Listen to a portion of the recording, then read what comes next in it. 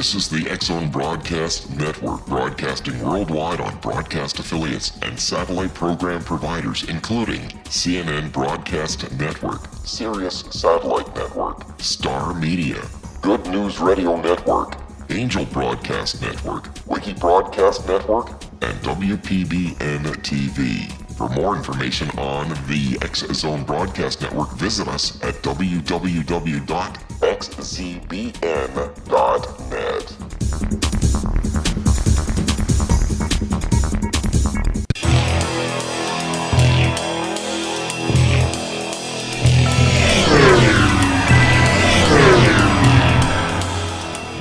This is A Different Perspective with Kevin Randle.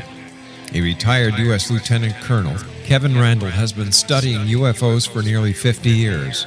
Kevin has investigated some of the most famous UFO cases in the world and has been consulted for dozens of documentaries about UFOs. Considered one of the leading experts into the Roswell UFO crash of 1947, Kevin has written more than 25 books about UFOs, including the recently published Roswell in the 21st Century. Now, here's the host of A Different Perspective, Kevin Randle.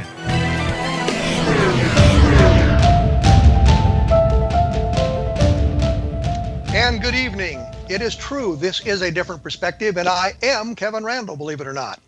I am joined tonight by one of the guys considered the UFO historian. I think of him, I think of Jerry Clark, I think of Jan Aldridge as sort of the historians of the field collecting a great deal of information. So we've got Barry Greenwood, and we'll chat with him in just a second. I'll let you know that he has pursued the topic since 1964. He has served as an investigator and a state section director for the Massachusetts MUFON for about 10 years. He specializes in researching government documents in the late 1970s, which led to the 1984 publication of Clear Intent, which is a book that he wrote with Larry Fawcett. He's edited the newsletter Just Cause for Citizens Against UFO Secrecy from 1984 to 1998, and much of his research has been published in the MUFON UFO Journal, Flying Saucer Revue, and a variety of international publications since the mid-1970s. In more recent years, he has specialized in UFO history, and that's what we'll be talking about tonight, or in a few minutes here, compiling the New England Airship Wave of 1909 and editing U.F.O. Historical Review, which is a newsletter he began in 1998. He has published the online Union Catalog of Periodic UFO articles. It's a massive listing of UFO articles published worldwide in periodical literature, which would be, of course, magazines and the like.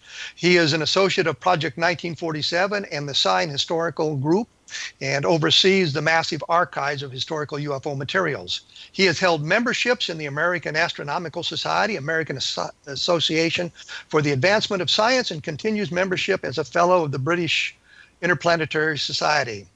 The UFO, he believes that the UFO controversy is a topic that deserves continued monitoring and investigation in the event that one or more of the incidents reported may exhibit provable signs of a previously unknown phenomenon. Many of the UFO incidences on record are often highly unusual and difficult to explain, but do not provide proof of extraterrestrial or otherwise exotic origins that are commonly expressed in popular media. It is urgent that the immediate attention be given to both preserving the existing records and duplicating those records into other forms for future dissemination and study in the event that important elements of the information may contribute to a solution or solutions to the more mysterious incidents. That is my long-winded introduction to Barry Greenwood, and I will say now, welcome, Barry Greenwood. Yes, I'm here. That sounds like where I'm coming from. Is there something you'd like to add, some additional books or articles you'd like to talk about? No, I don't think so. They're all out there somewhere. They can be found eventually. And your website is www.greenwoodufoarchive.com.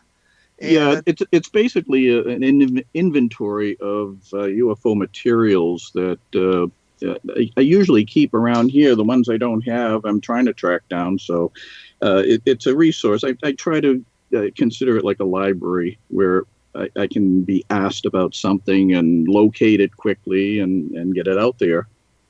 And I guess you're involved with www.project1947.com.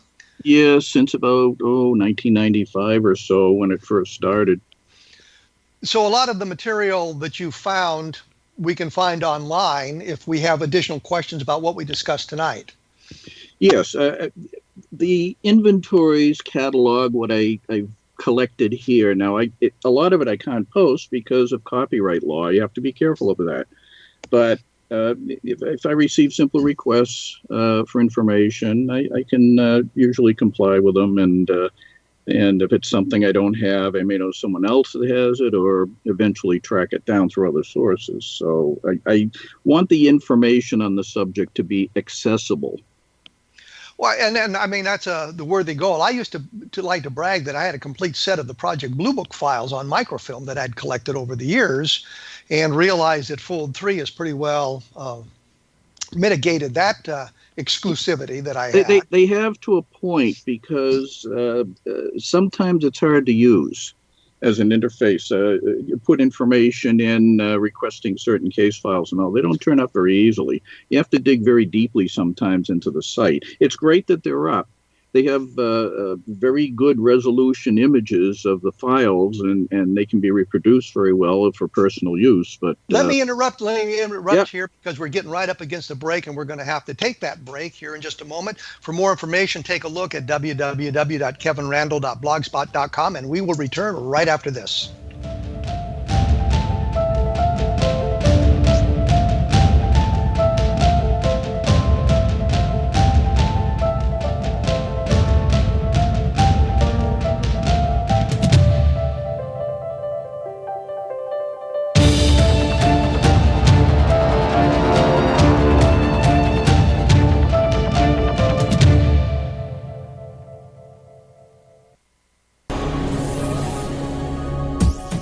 This is the X-Zone Broadcast Network, broadcasting worldwide on broadcast affiliates and satellite program providers, including CNN Broadcast Network, Sirius Satellite Network, Star Media, Good News Radio Network, Angel Broadcast Network, Wiki Broadcast Network, and WPBN TV. For more information on the X-Zone Broadcast Network, visit us at www.xzbn.net.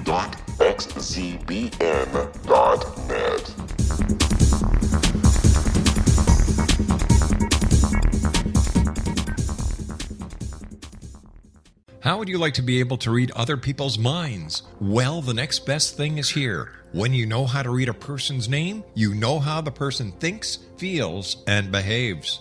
Each letter in our name holds a key to unlock our true essence. Our name contains both our gifts and challenges in this lifetime. Mnemology science discovers personality secrets hidden in the placement of the letters of our names, including the first and last impression people remember about us. Sharon shows us how to interpret the arrangement of letters as outlined in her book, Know the Name, Know the Person. Sharon Lynn Wyeth created mnemology science after 18 years of research and testing her theories, and has supported thousands of people around the world in understanding themselves and others better. You'll enjoy Sharon's unique teachings as she shares her system to learn the gifts behind your given birth name. Even if you don't like your birth name, there are jewels in this book. If you're thinking of changing your name, ready to name your child, or wanting to get along better with others, this is the book for you. If you'd like to improve your relationships and change your life for the better, get the book today, Know the Name, Know the Person, or visit www.knowthename.com. That's www.knowthename.com.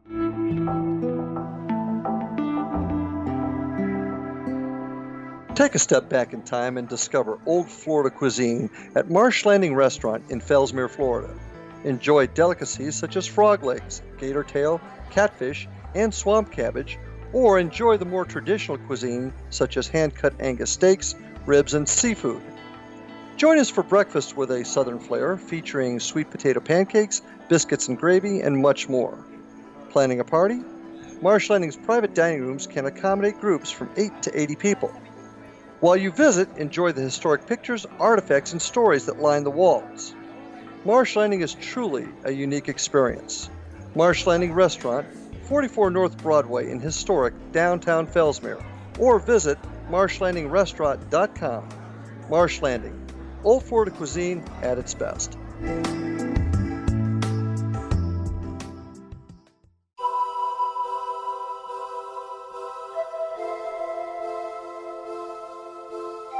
If you're a seeker, don't miss the inspiring book Shamanic Awakening, Between the Dark and the Daylight. This remarkable work chronicles shamanic counselor and indigenously trained dream decoder Sandra Cochran's 35 years of experience with diverse wisdom keepers throughout the Americas. Sandy's initiations across the British Isles, Turkey, Greece, and Egypt, combined with her knowledge of symbology, psychology, and myth, influence her dream blog and workshops. Sandy offers private readings, sacred international journeys, a meditative CD, and her book, Shamanic Awakening, to encourage you as you navigate your earth walk and create a deeper connection to yourself. Find this and more at her website, starwalkervisions.com.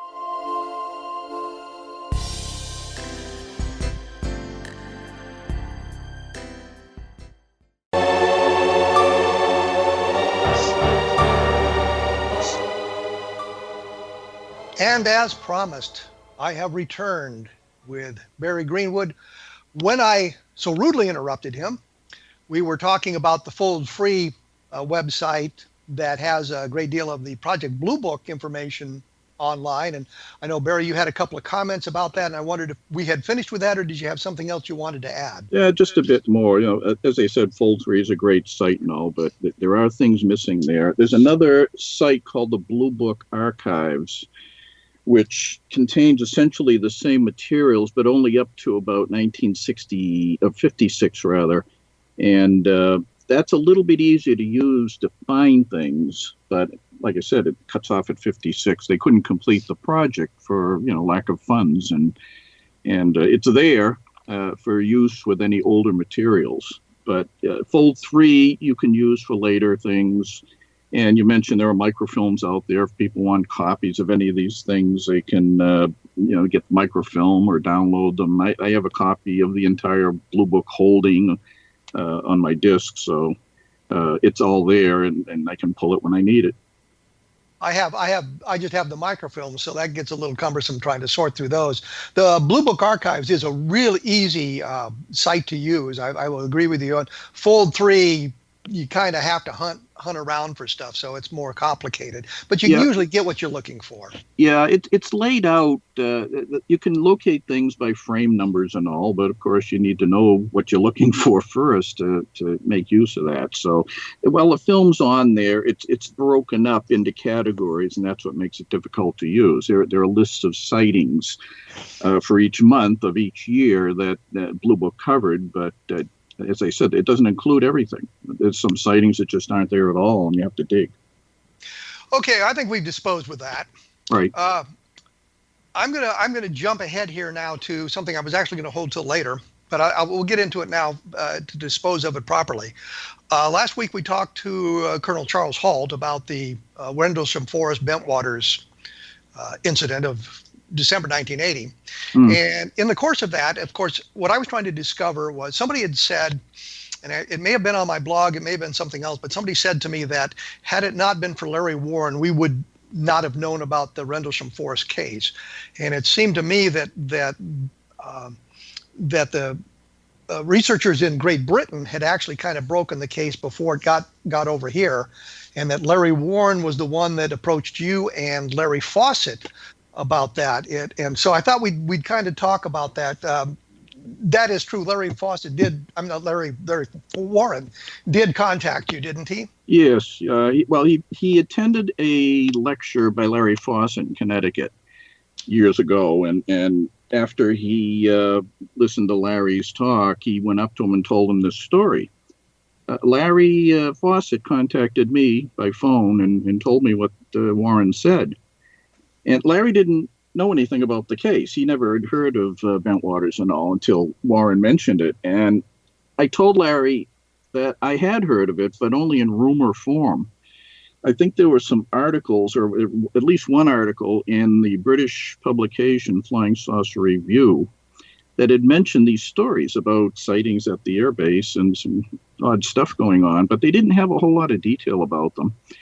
And which, if I can break in here, will kind of confirmed what Halt had said last week, that yeah. some of the stuff had gotten out in Great Britain, but the information Right. wasn't completely accurate, but they had kind of the essence of the story. So this Right. predates Larry Warren approaching Larry Fawcett. Yes, it does. And you'd heard about this stuff prior to Larry Warren approaching Larry Fawcett. I had heard about it via those sources that Halt's alluding to, probably around 1981 when the rumors were published. And so I was aware that something happened there. But when Larry told me about Warren's comments, it rang true. And I figured we had someone who was either there or was close to people who were there. So we arranged to speak to Warren in more detail. And he told this long story about sightings over the base and a trip into the woods by Colonel Halt and some of his men. Larry said he was part of it. And he went into detail.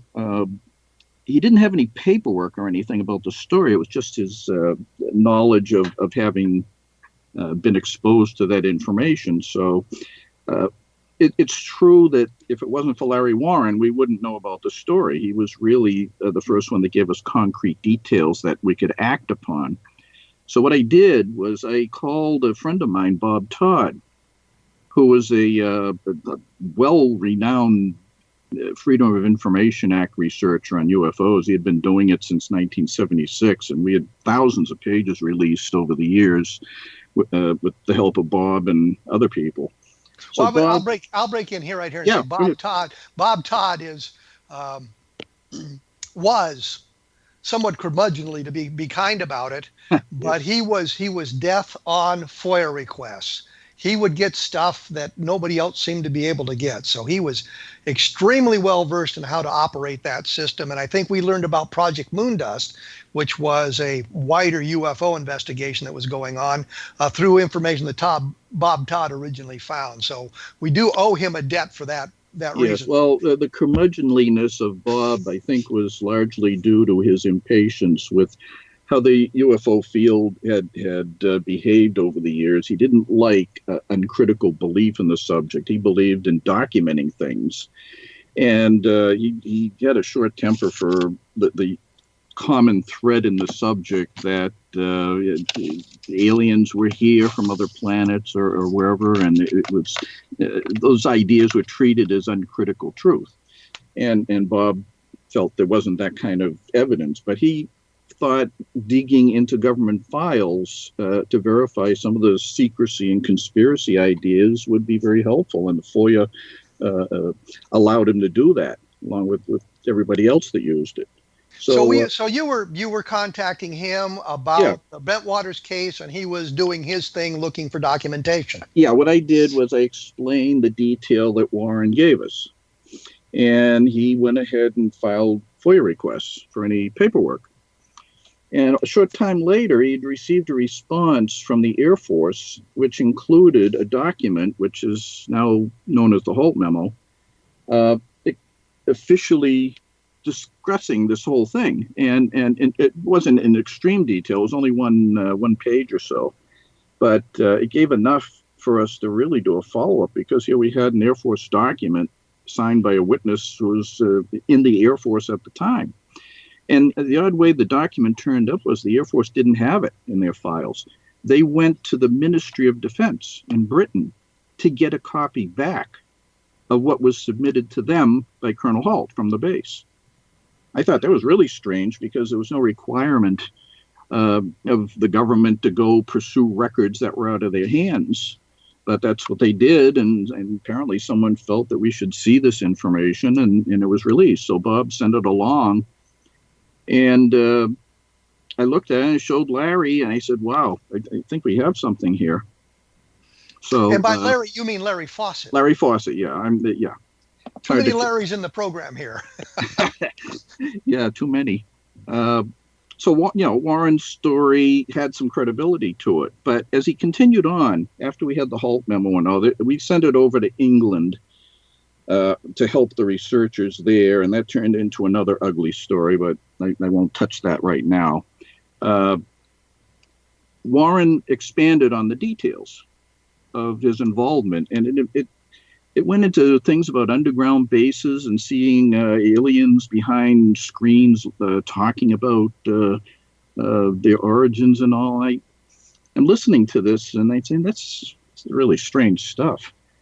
And I didn't expect that kind of detail out of Larry because it didn't sound like the story went that far, even with the rumors. But well, when he was talking about underground bases, he meant underground bases under Bentwaters yes, in that area, right, not the stories that we get in the United States now about all these. No, this was underground England. bases. This is an underground base under Bentwaters. This was at Bentwaters, right? He was saying that there was a secret facility there that he was brought into, and he felt he was drugged too. He said he was drugged at the time, which was, I think, part of the conspiracy meme. Anyway, but he told us that story, and then I'm trying to verify any of that from folks in England and all, and I wasn't hearing that. And a short time later, Larry had called me one night on the phone. I had worked a night shift, and I got home about 11:30 or so. So this is really late at night, and he gives me a buzz and says he wanted to tell me something. He had to own up to a problem, and that was that that part of the story where he said he was brought underground and saw this lurid detail about alien contact was not his story. It was the story that a friend of his in the security police at the time, Adrian Bustinza, had told him. That was his experience, not Larry Warren's experience. So I said, we were investigating this case, and here the main witness essentially falsified detail. And but he did come clean. He came clean, yeah, and I don't quite know why. I mean, I knew no better whether that was true or not about him, but he came clean on it and said that wasn't so. Maybe he felt that we were doing a lot of checking and we would go down dead ends using that detail that he was giving us. His story was that Bustinza was not willing to tell the story, and Larry was adopting Bustinza's story in an effort to flush out Bustinza. In other words, if Larry gave the details of this out, Bustinza would feel like, well, it's out in the open now, so I'll tell the story as it happened to me. Well, he didn't do that. He stayed quiet. So Larry was dangling in the wind with this fake story, fake as to being his story. So I said, that's a real problem, Larry. I said, it's going to have to be a lot of explaining to do. But, it kind of blew up on him at the time. People found out about it. And then there was another incident involving the Halt memo, which I mentioned earlier, that we'd sent it over to England with the hope to get people to talk, open up new channels of documentation. And we discovered later that the British investigators had taken the document along with the story and had gone to the British News of the World newspaper. It was a very lurid tabloid, and gave them the front page coverage on it, and they were paid a large sum of money. Well, let's just the newspaper, the tabloid in England was not quite at the level of the National Enquirer. It was a little bit better than that. Yeah, it was better than the Enquirer, but much less than the New York Times. Let's put it that way. Wasn't a really credible source, but it was more credible than the National Enquirer. It was probably on the level of a lot of gossip publications today. Okay. That was their forte, was the gossip publications. Yeah, but they were looking for sensation, and the Bentwater story was certainly a sensation. And with that document to back it up, they thought it was great, so they put it on the front page. And okay. The investigators. We will come back to that in just a few moments here. We've got to take another break.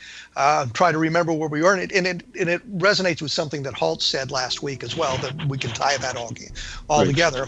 As I say, you can take a look for more information about this sort of thing at www.greenwoodufoarchive.com.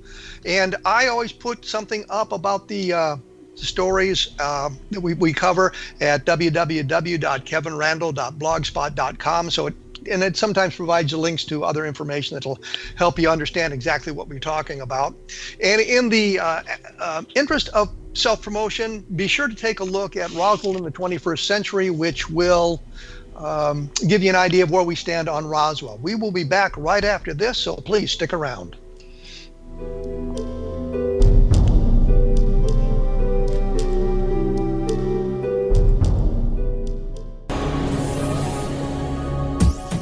This is the X-Zone Broadcast Network, broadcasting worldwide on broadcast affiliates and satellite program providers, including CNN Broadcast Network, Sirius Satellite Network, Star Media, Good News Radio Network, Angel Broadcast Network, Wiki Broadcast Network, and WPBN TV. For more information on the X-Zone Broadcast Network, visit us at www.xzbn.net.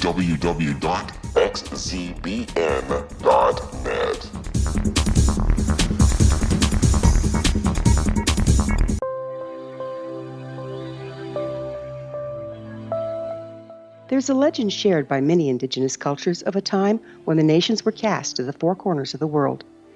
Each nation was given a body of sacred knowledge that held a different portion of the truth to preserve. True reality could not be known until all the nations reunited, combining the information. If a single one was missing, the world could not be reborn and darkness would prevail. The Science of Magic Radio is dedicated to reuniting the sacred knowledge. With the understanding, none of us has all the answers, but together we can open new perceptions and possibilities. Through our combined vision, the world can be reborn into a place where darkness no longer prevails. Join me, Gwilda Wiyaka, and the Science of Magic daily on the X-Zone Broadcast Network, xzbn.net, or visit us at thescienceofmagic.net.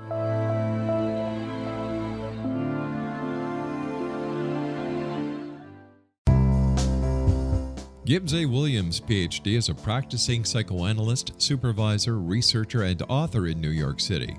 Much of his life has been dedicated to understanding nature and the uses of meaningful coincidences or synchronicities. His radical and original non-Jungian, non-mystical, non-magical theory of synchronicities illuminates much of the fog surrounding this challenging and perplexing topic. His ideas and manners are fresh, presented in a style that is both entertaining and highly informative. He is also an expert on crisis intervention, specially focused on violence reduction for the police and citizens, mastering anxiety, frustration, and stress without the use of medication, and effectively preventing and treating heroin addiction.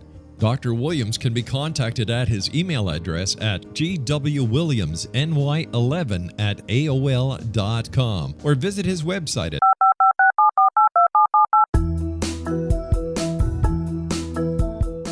Did you know that when you're on the road with limited data or Wi-Fi, you can still listen to the X-Zone Radio Show with Rob McConnell, The Science of Magic with Gwilda Wiyaka, X-1, Dimension X, Space Patrol, and every minute of the X-Zone Broadcast Network by calling 213-401-0080, courtesy of Audio Now.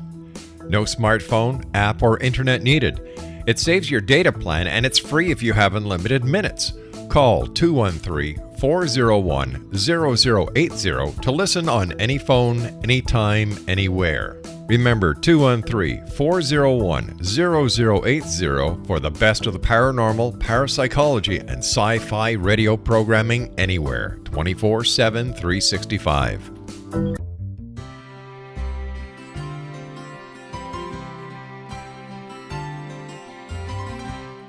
True healing must address 4 levels: physical, emotional, mental, and spiritual, for us to live joyful and productive lives.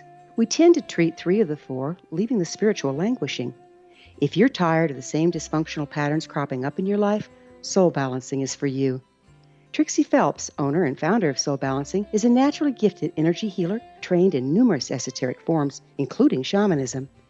Trixie has created a powerful modality that safely and effectively clears your energetic field. A soul balancing session can remove interference, heal trauma, and restore your hope. Contact Trixie for a life-changing long-distance session today, www.soulbalancing.world.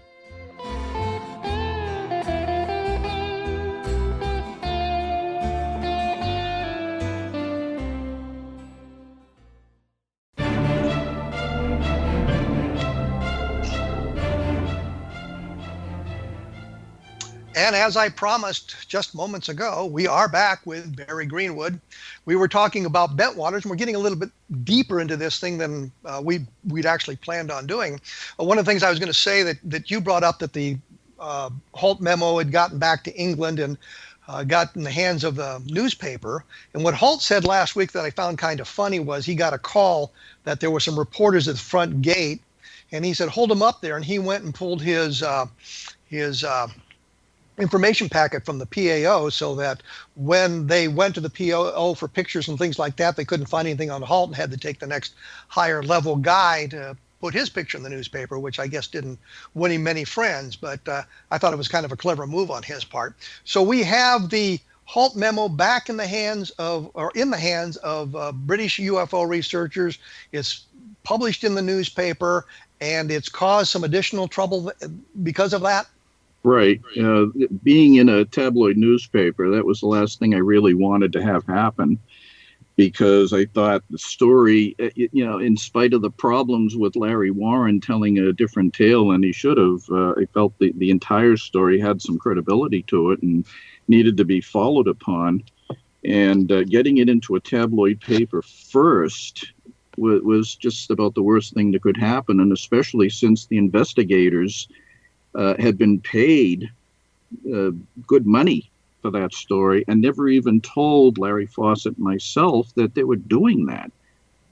So I felt at that point that the whole thing was out of control, and I don't know where it was going to go, but I told Larry on the phone that I couldn't Larry Fawcett, yeah. And I told him that I couldn't continue with the story because, number one, our main witness falsified information. Number two, the British investigators had undermined us on that by selling it off the way they did. So I was out of it by then. I just closed it up and let someone else take care of it. I tried, but there were just too many problems with the credibility. Well, but you're not saying that the story itself is untrue. You're just saying that. No, I'm not saying the story was true, but the way the story had opened up, it just went completely off track from what we wanted to do. So you haven't been involved in any of the more recent activities around Bentwaters? Very recent things, yes, because apparently there's another development on Bentwaters where Larry Warren had claimed that there was a photograph that he had taken around that time in 1980 of an A-10 aircraft during broad daylight that seemed to have a UFO hovering over it. And I didn't know about the level of controversy over that in Britain. I don't follow current media on the subject too much. I'm still old-fashioned. I deal with photocopies and old ways of doing things, but I was advised by several people in England about all of this with the A-10 photo, and one of them, Sasha Christie, had sent me a copy to show me what it was, and I looked at it and I said, well, I know the photo, but I don't know that UFO.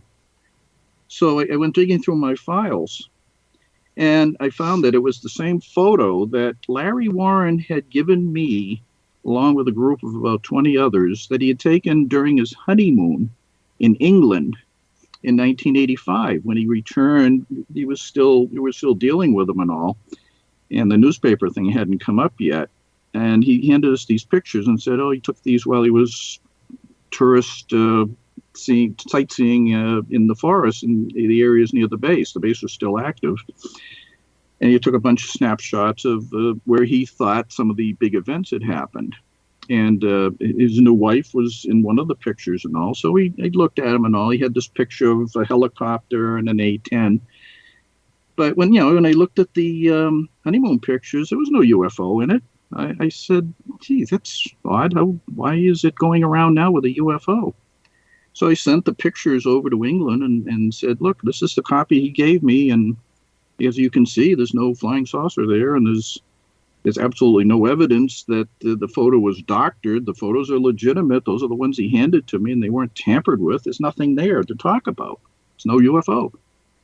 So I guess now it's exploded in England that, the photos were faked and people defending Larry, trying to find ways to explain it. And people against Larry Warren, they're using it to crucify him. Well, I think we've kind of disposed of Bentwaters here. I just wanted to get your take on it because of some of the things that Colonel Halt had said last week, and you being sort of a neutral source on all of this, and it kind of gives a better perspective, or a different perspective, if you will, on that sort of thing. When we look back at the UFO field, and you do the history, as you say, and you're really interested in the older cases. Is there one of the older cases that really kind of fires your imagination, that thinks, had things been a little bit different, we might have had evidence of extraterrestrial visitation, or something that just really captures your imagination? As far as hard evidence, no, I really haven't seen anything like that. I know that there were credible stories about CE2s, meaning close encounters where physical evidence is left behind in the form of tree branches broken, grass matted down and burned, and an assortment of assumed artifacts from UFOs. But I'm not convinced any of those qualify as proof. It's all circumstantial. And crash saucers, I think you've known over the years that I'm pretty hard on crash disc cases, you being the Roswell guy and all. I try to be very, very demanding on information like that, and before I'll go out and say that a report like that is true, because if I do, then people are going to look at me and say, well, where's your proof? And it's hard to produce proof on UFOs. You can argue with very compelling information that people report, and hopefully have multiple witnesses and all, but you just can't give them something and put it in their hands and have them put it under a microscope and analyze it and be conclusive about it. That's why the subject is still called unidentified. They haven't been identified. But are there cases that excite you? I've always liked the Levelland, Texas story. Multiple witnesses. Let me break in here and say, yeah, because I'm a fan of that case as well, and we'll let you explain what's going on there. But I would like to just say, yes, that's a very, very good case. Right. It was a series of incidents, about 8 or 10 or so, maybe more, of people in the Levelland area, in different areas of the city, reporting seeing anything from a basketball-sized ball of light to an object that was about 200 feet long and shaped like an egg appearing.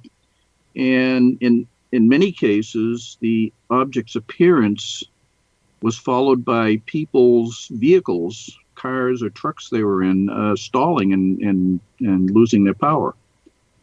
And it was widely reported at the time. If you look at the press from Levelland, even outside of the area, they'll discuss this car stalling problem that they had with all the sightings. And it alarmed the Air Force enough to look into it. Life magazine went down there and took pictures of some of the witnesses and all. They never published the story, which was very disappointing. But there is a Life magazine photo archive you can go to and look up some of those pictures that they never published, and they're really interesting. But the Air Force ultimately had concluded that it was this was a rare natural phenomenon that had appeared in the city, and it was generated due to storms in the area at the time. They called it ball lightning.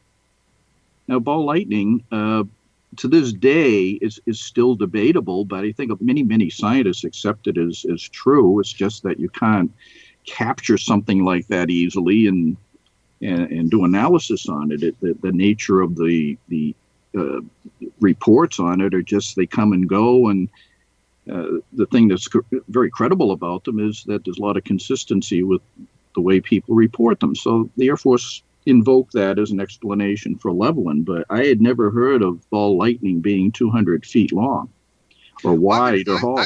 I would say ball lightning, when it is observed, is very short-lived. It's very small, and sometimes kind of explodes. I mean, disappears with a pop and that kind of thing. In 1957, the scientific community thought of ball lightning kind of in the same terms as UFOs, and I thought it was sort of silly that the Air Force is explaining one unidentified phenomenon with another unidentified. Right. I thought that was very strange. The Air Force had concluded in 1969 that there was nothing to investigate, and they felt the so-called Condon Committee, which was their attempt to put the subject to bed, had concluded there was nothing scientific to be learned from the phenomenon. Yet they're talking about ball lightning, which to me is something that science has taken great interest in, and had concluded that there was a lot to learn from something like that. There are many scientific papers about it that can be consulted.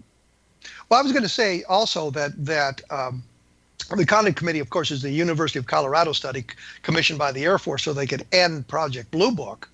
But they solved one of the sightings in their report as a natural phenomenon so rare it had never been seen before or since. Right. And I'm thinking if that's the actual conclusion, there is something of scientific value to be learned by this extremely rare scientific or this natural phenomenon, and they just kind of blew the whole thing off. Yes, the problem was the elusiveness of the ball lightning reports. Reports had continued for years later. I had received news clippings about incidents in Massachusetts, where I live, describing people seeing these odd balls of light that suddenly appeared. There was one report in Quincy, Mass, where a person had pulled into a driveway, and they looked and saw this funny ball of light off to the side of the car after they had parked it. And it moved up around the front of the car and over to the driver's side, where it suddenly exploded. But it had performed, seemingly anyway, intelligent movement by following the contour of the car before it exploded. Now, you might infer there's something electrical interacting with the body of the metal car and all, but the point is that story followed consistently with many other reports of a very rare phenomenon, and a lot of people would call it a UFO type phenomenon. And it was credible. I saw other reports after that from many, many other areas. I went through weather publications going back 100 years finding these things. So for the Air Force to invoke something like that as an explanation is astonishing. That alone should have convinced someone to keep the project going, to monitor things like that. But you can argue that that's really not an Air Force function. It's not their function, right? But they had received military reports too, like that. But I'm still they're not in the business of understanding ball lightning. They're in the business of protection of the United States and that sort of thing. And these sorts of things do not threaten national security, which was the big thing in the Condon Committee. There's no threat to national security that allowed them to punch out of that. This is my long-winded way of getting to the point where I can now say we're going to have to take another short break here. I will return with Barry Greenwood, and we'll talk a little bit more about Levelland, maybe get into some of the specifics of that case in our last segment. And for those of you who are interested, you can take a look at www.greenwoodufoarchive.com or take a look at www.project1947.com, and you can learn some more about that. And as I say repeatedly, more information will appear about this and a link to this program again at www.kevinrandle.blogspot.com. We'll return right after this.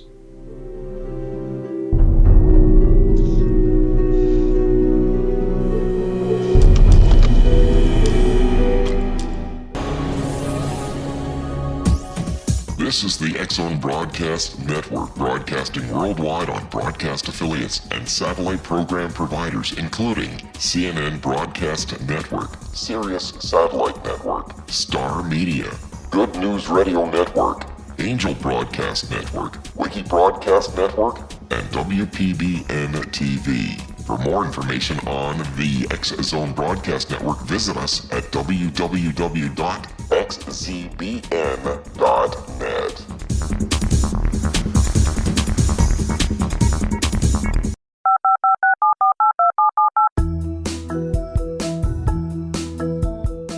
Did you know that when you're on the road with limited data or Wi-Fi, you can still listen to the X-Zone Radio Show with Rob McConnell, The Science of Magic with Gwilda Wiyaka, X-1, Dimension X, Space Patrol, and every minute of the X-Zone Broadcast Network by calling 213-401-0080, courtesy of Audio Now. No smartphone, app, or internet needed. It saves your data plan and it's free if you have unlimited minutes.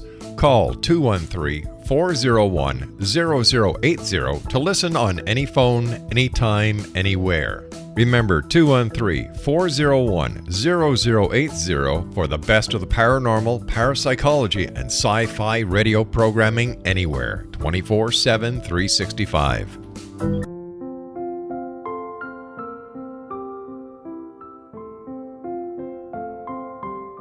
I am Dr. Carl O'Helvey, founder, president of a new cancer foundation focusing on evidence-based physical, mental, and spiritual interventions, including natural cancer cures, prayer, meditation, affirmations, nutrition, and other related holistic cancer prevention and cure modalities. These are used in cancer education, research, and financing care. I ask for your help to continue this important work by donating at www.holisticcancerfoundation.com.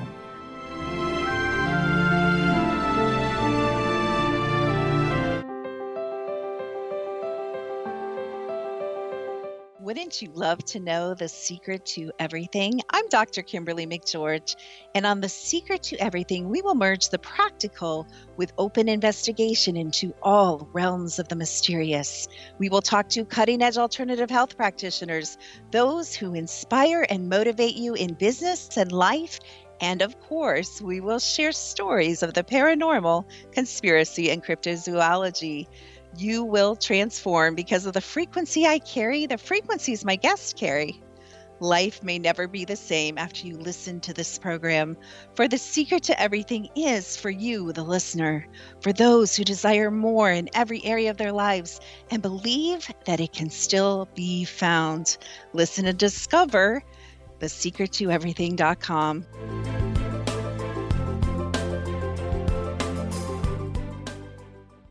Little children aren't the only ones afraid of the dark.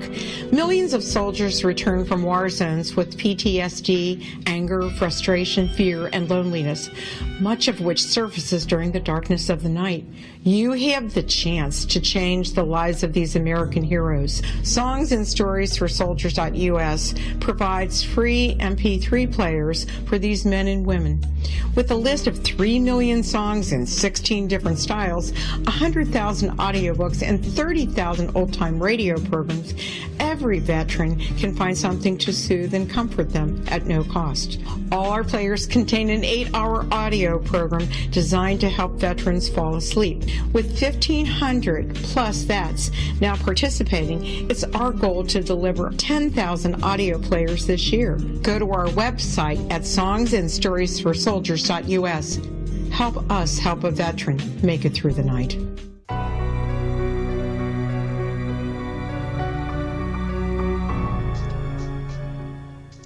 And we are back with my guest, Barry Greenwood, who is one of the major historians of the UFO field.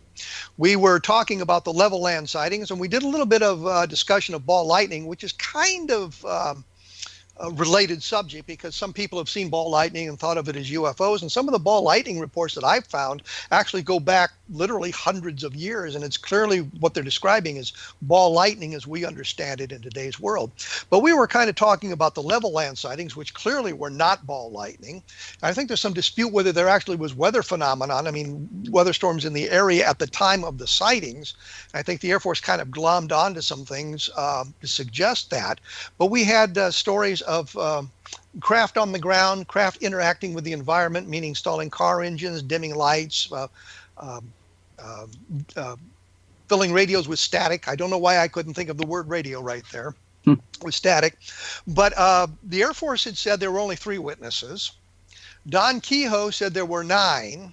And if you go through the Project Blue Book files extensively and keep score, there were at least 13 people who were involved in this in 13 separate locations all around the level land area and in small towns right near there. And for those who are unfamiliar with Texas, level land is right now near Lubbock, so you can get an idea of the location of level land and all of that. So you are a proponent. You are excited about the level land sightings as something anomalous. Right. Now, I had mentioned that the Air Force invoked the ball lightning explanation, but also that there were aspects of the Levelland reports that couldn't be ball lightning, in my opinion. For example, one of the motorists that was stopped, a fellow named Jim Wheeler, he was on a road about 4 miles or so east of Levelland, and he said this object, brilliantly lit, shaped like an egg, 200 feet long, settled down near the road, and it blocked his path. And while it was sitting there, his truck died as he got out to take a closer look. The object very soon after that took off, and its lights went out, the object's lights. And as it moved away, Wheeler's car started up again and worked normally. Well, there's a question that come up, and I've actually gone through Mark Rodiger's big study of these car stallings. And the question becomes, does the car start again spontaneously, or is the driver merely able to start it again now that the object is gone? Well, that's the thing that you need in these stories, is a lot more detail. Sometimes those details are left out in the retelling of them. So apparently some of the reports had the cars starting on their own.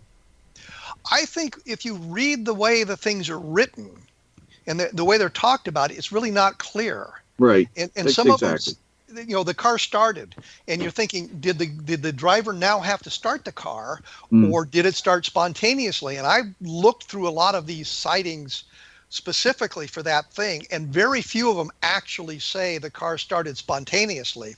Usually it's something, well, the car started again, or I was able to drive away. So there's really not that one little critical detail, but it sounds like they had to make some kind of effort to start the car. And I bring this up simply because in the Condon report, the big document about this, they don't really do much with this. They don't mention level land except in passing. And they had one report that went to them from a woman who had her car stalled and said that she started it. And they went to investigate that, and they could find no kind of a magnetic phenomenon that would suppress the car engine. And then when you removed that force, it would start spontaneously. Somebody had to do something to start it. That was kind of what keyed my interest in that sort of thing and looking into that. So I just offer that out as one of my observations. No, that's a good point, because I think UFO investigation at that time, it was only 10 years after it became a subject at all.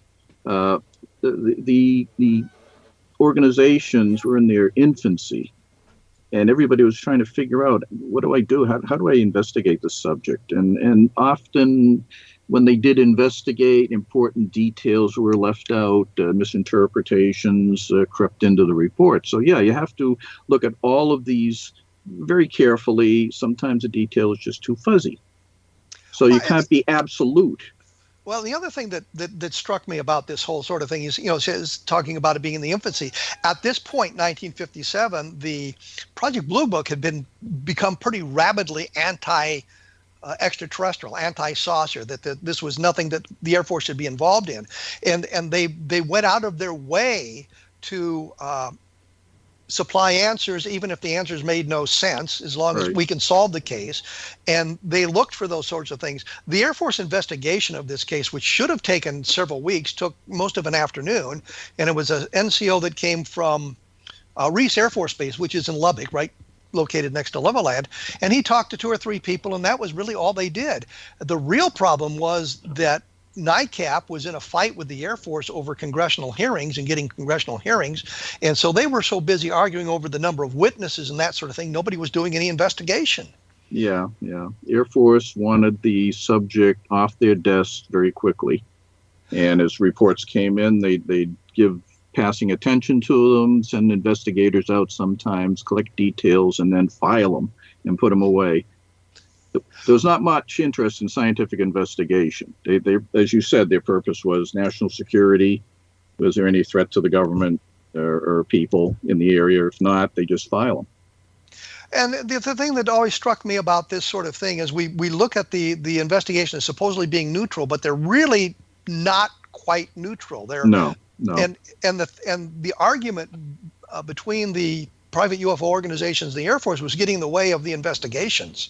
They were too busy arguing over trivial details like, well, there were only 3 witnesses. No, there were 9 witnesses, to really look at the thing and understand what was going on. And Level Land kind of brings all of that together. You've got multiple witnesses, as you mentioned, in multiple locations reporting the thing to the law enforcement in the area independently of one another. It's the next day you get a couple of additional reports after they realize they've seen something unusual. One of the things, and I'm going to bring this up because I'm going to try to put up, I took pictures on some of the locations where the sightings took place in the Levelland area in the last 3 or 4 years. And if I can find the pictures, my hard drive crashed and I lost some of this stuff, but I can find those pictures. I'll put them up on the blog so you can at least see the areas where the events took place in the Levelland, Texas area. Yeah. Is there another sighting like that kind of excites you? Because we've only got a couple of minutes left here, and we'll see if we can get something else going. Besides Levelland, I thought, and this is clearly alluding to what I wrote, the 1975 overflights of military bases along the U.S.-Canadian border was rather remarkable. I wouldn't say the individual reports were on a par with what happened at a place like Levelland, but you had a collective invasion by something along these bases during a very short period of time, and it always baffled me what was going on then. Even if you didn't consider these things flying over the bases were UFOs, what was going on? What was all this activity suddenly where it was felt necessary to intrude on these bases and take a risk of getting shot at or taken down and all? The incidents at Loring Air Force Base, for example, in late October involved helicopter. Late October of 75. 1975. Yeah.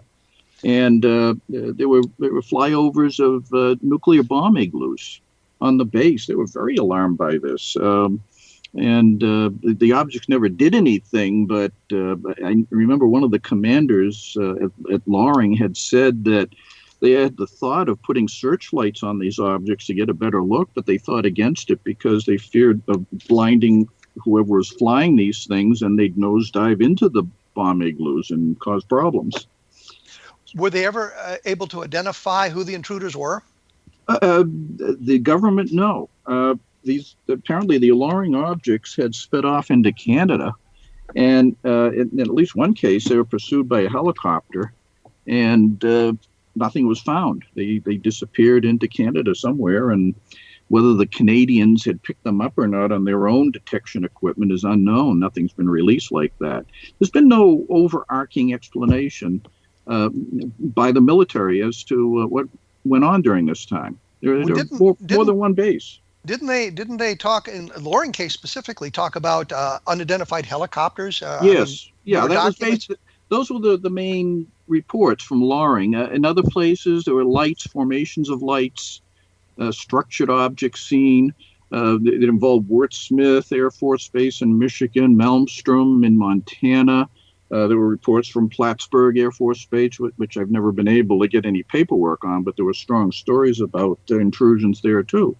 So, and this was all happening within about a 3-week time frame. And after that, it just died, except for other isolated incidents here and there. But it wasn't concentrated and organized in these other locations. The Northern Tier was just a focus of some attention that was rather inexplicable to me. And it's still, to me, it's still a major event that should be fleshed out more by government sources. Let us know what happened here, because these intrusions went on without any interference. It was with impunity.